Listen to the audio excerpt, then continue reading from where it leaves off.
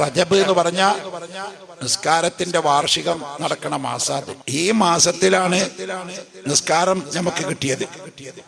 ആകാശത്ത് പോയി അള്ളാനെ കണ്ട്, സ്വർഗം കണ്ട്, നരകം കണ്ട്, അർശ് കണ്ട്, കുർശ് കണ്ട്, ലൗഹുൽ മഹ്ഫൂദ് കണ്ട്, സിദ്റത്തുൽ മുൻതഖ കണ്ട്, ഒക്കെ കണ്ട് അള്ള മുത്തുനബിക്ക് കൊടുത്ത സമ്മാനമാണ് 50 വഖത്ത് നിസ്കാരം.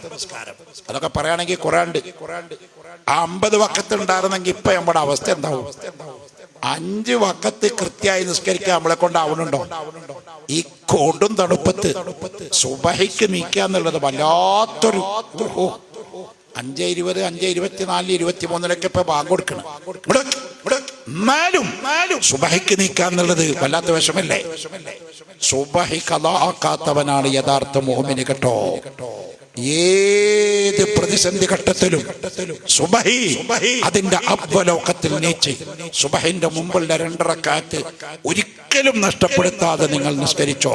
സുബഹിന്റെ മുമ്പുള്ള സുന്നത്തിനെ പറ്റി റഹ്മത്തുൽ ആലമീൻ സല്ലല്ലാഹു അലൈഹി വസല്ലം തങ്ങൾ പറഞ്ഞത് റക്അത്തൈൽ ഫജ്രി ഖൈറും മിനദ് ദുനിയാ വമാ ഫീഹാ. സുബഹിന്റെ മുമ്പുള്ള 2 റക്അത്ത് സുന്നത്ത് ദുനിയാവും അതിലുള്ള സർവസ്വത്തിനേക്കാൾ നിനക്ക് ഖൈറാണെന്ന് ഹബീബായ തങ്ങൾ പറഞ്ഞിട്ടുണ്ട്. അതുകൊണ്ട് സുബഹി ഖളാ ആക്കാതെ നിസ്കരിക്കണം.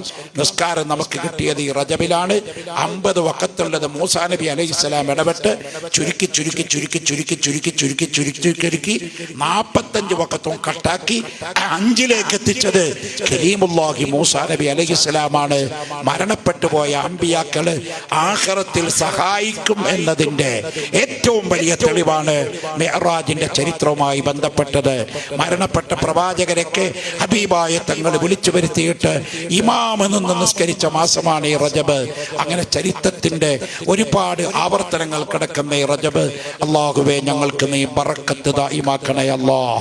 റജബിന്റെ ബറക്കത്ത് ഞങ്ങൾക്ക് ഞങ്ങളുടെ കുടുംബങ്ങളിൽ, മക്കളിൽ, മുതലുകളിൽ, വീടുകുടികളിൽ, ഭവനങ്ങളിൽ, അല്ലാഹുവേ ഞങ്ങളുടെ സ്ഥാപനങ്ങളിൽ, ഞങ്ങളുടെ കച്ചവടങ്ങളിൽ, ജോലികളിൽ, ഇടപാടുകളിൽ എല്ലാം നീ വലിയ ബറക്കത്ത് തരണേ അല്ലാഹ്.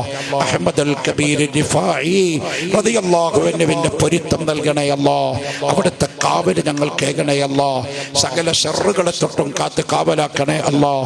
അല്ലാഹുവേ ഞങ്ങളുടെ മക്കളെ സ്വാലിഹീങ്ങളാക്കണേ അല്ലാഹ്.